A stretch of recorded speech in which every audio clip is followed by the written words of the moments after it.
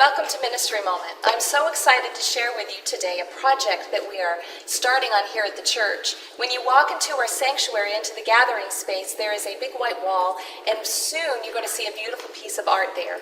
With me today are our two artists that are going to be sharing this with us, John Gascott and Mary Gallagher, and they're going to tell us a little bit about the painting. The painting is actually going to be 4 different panels with 4 different areas in each panel. And John and Mary, why don't you tell us about that? Well, it's inspired by what we've learned about your church and the evolution of your church and where it's going. Yeah, where you've been and where you're going. And we wanted original art. We were so excited that it's original art and bringing it, just your personal story, into liturgical art. And the fact that this is 1/4 of it, and at the center is what we do through, what God can do through us.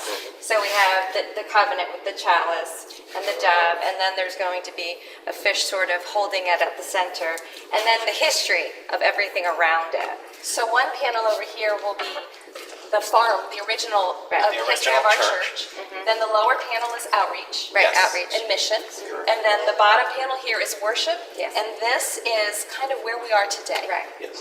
Can you tell us a little bit why you all wanted to take on this project?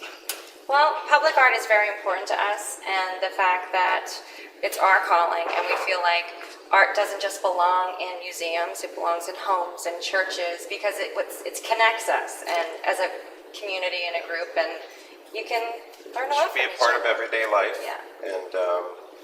And we like to give back to community. Yeah. And it's a celebration of life. It's a celebration of this congregation, and a way of visually showing that as, like, a reminder of how connected we are, where we've been, where we're I going. think it's going to be really great. I think people are going to come into our sanctuary space and see a picture of who we are as a church and who we want to be to the community.